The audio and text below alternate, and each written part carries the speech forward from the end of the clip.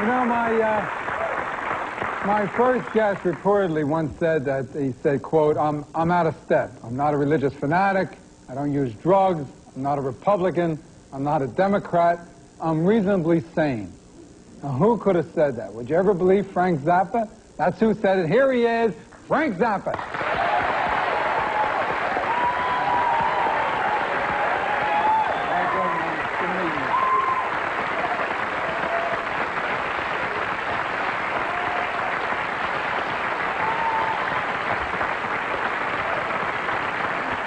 I gotta tell you, first of all, it's great meeting you.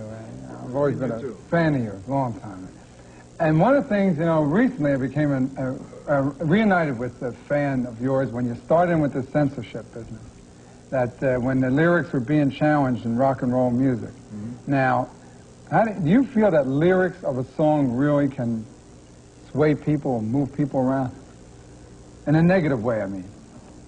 I don't think so. There's no science to support it. It's, you know, as far as I'm concerned, that's pure fantasy. Mm-hmm. What about, you know, they had all these, there were sex lyrics and all that, and... So what? Sex is good for you.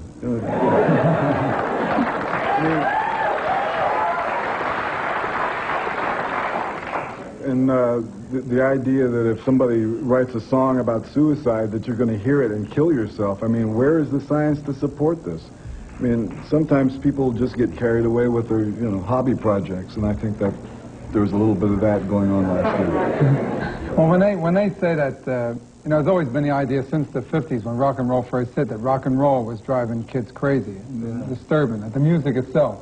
Well, you have to look back at what those early pamphlets were and who was distributing them. They were distributed by racist organizations and with a fundamentalist religious bent. You know, saying that, you know, all of the early bias against rock and roll started off as a racist bias. And then as rock and roll started to be performed by white people, then that shifted to something else. But, you know, at the heart of it is a kind of a sick attitude toward music and toward what people do for enjoyment. People are entitled to enjoy themselves.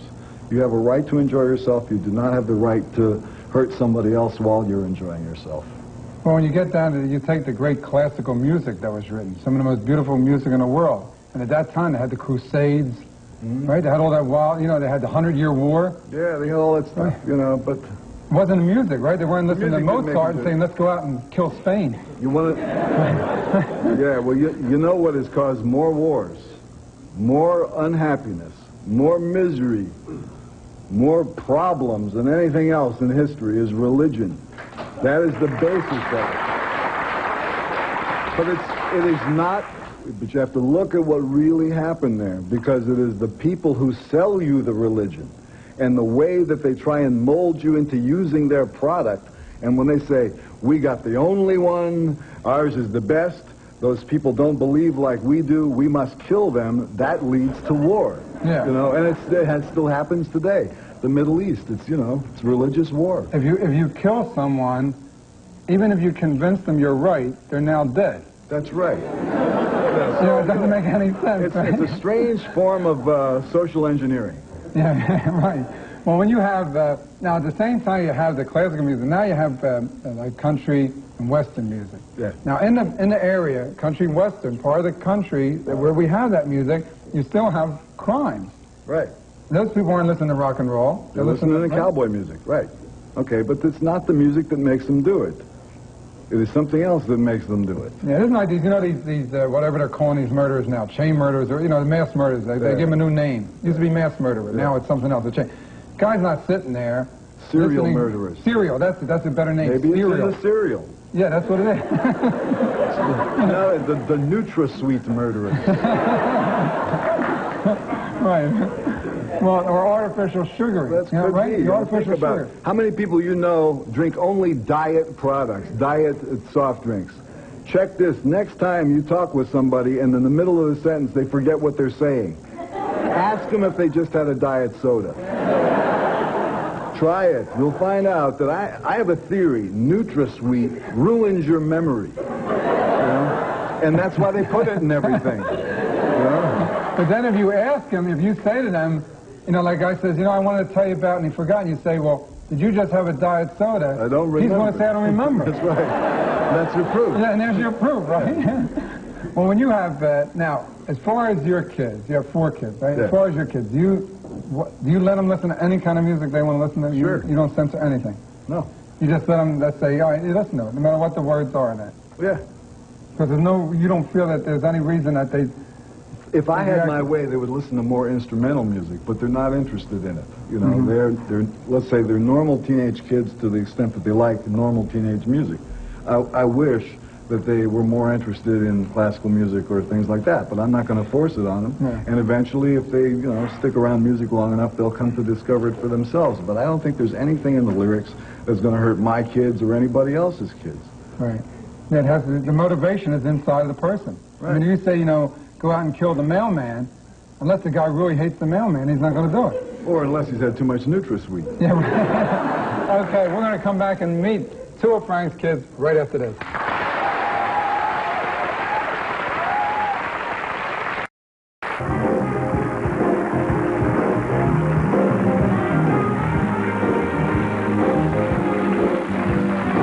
Nightlife will be right back with David's guests, Frank, Dweezil, and Moon Zappa. Okay, welcome back. Before we introduce the next guest, I got to ask you, I mean, I like the tie, what I see of it. Yeah. But you got like a half a tie. Here's the whole thing. I got to tell you that I ate lunch in a restaurant today because, well, it was close to the hotel and they have very good food, but I walked in with no tie. So they stopped me at the door and they said, you'll have to wear a tie. And they had a whole rack of them in the coat room. And they gave me my choice. And this was the best looking one that they had in there. And the food was great. And after it was all over, I offered to buy the tie from the people at this restaurant, and they were kind enough to actually give it to me for free. So I would like to say, if you need a good-looking tie, go to Le Cirque on 65th Street. Okay? Tell them I sent you. Now, rather than me introduce, why don't you introduce our next 2 guests? Okay. 2 of my children, Moon and Dweezil. Moon and Dweezil.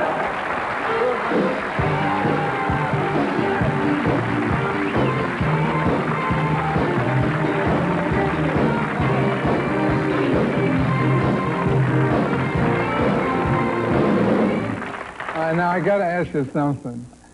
What's he like as a father? We see him as a human being and as a tie salesman, but what's he like? Is he a little offbeat, would you say? Nah. Really strict. Really? Only Makes with your us listen friends, to man. like classical music.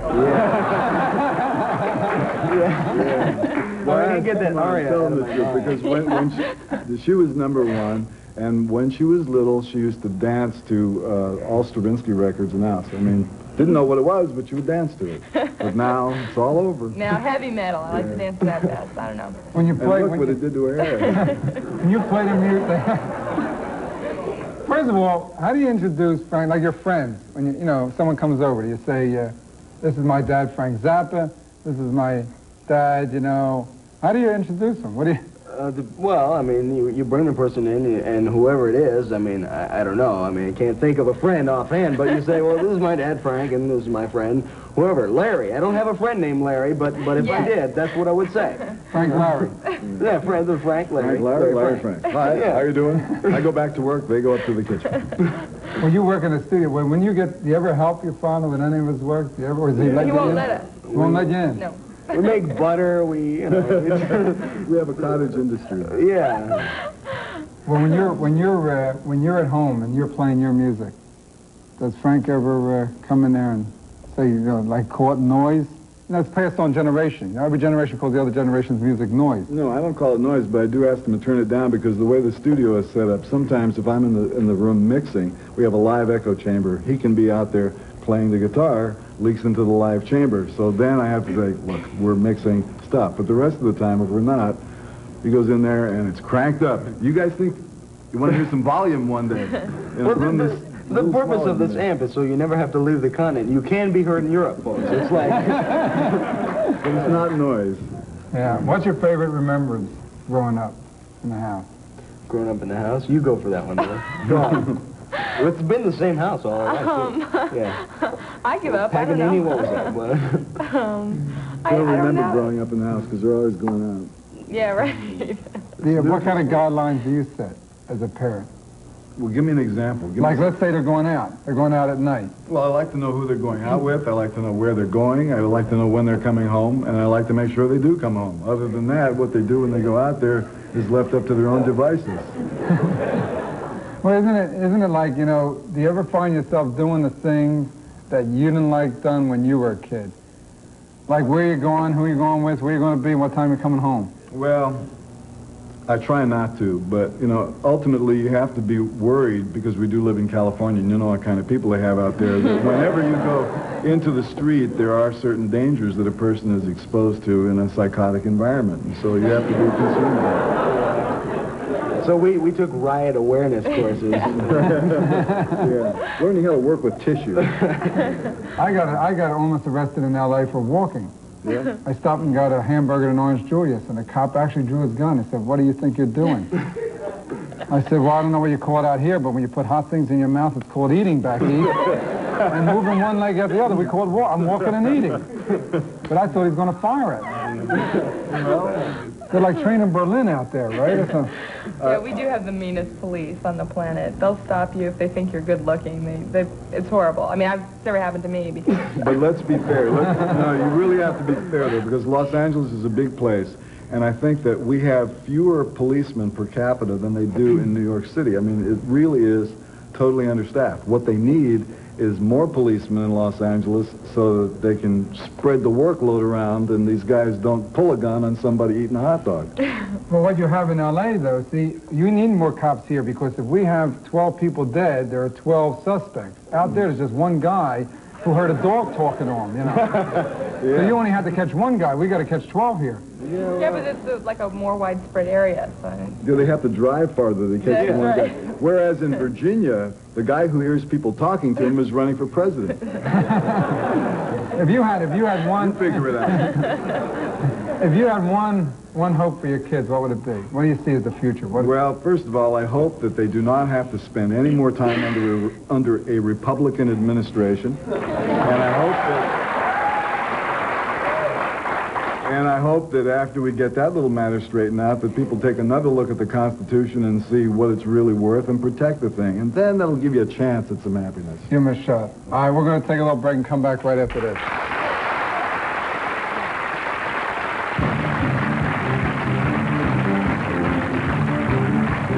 Thanks to the Zappa family. Actually, it's only half the family right there. You get the other couple on there. Yeah, next time, bring the wife and the other 2 kids. Yeah, get them all on. We'll just Tag roll team around. wrestling. Yeah, and we'll have more seats. Everybody will come on, but I want to thank you. I think you're terrific, and you're definitely...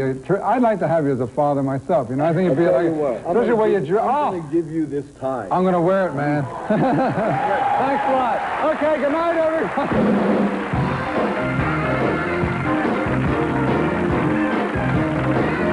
Some of the guests, Captain Deneuve and the Fabulous Thunderbirds. I'm Dan Ingram. Good night.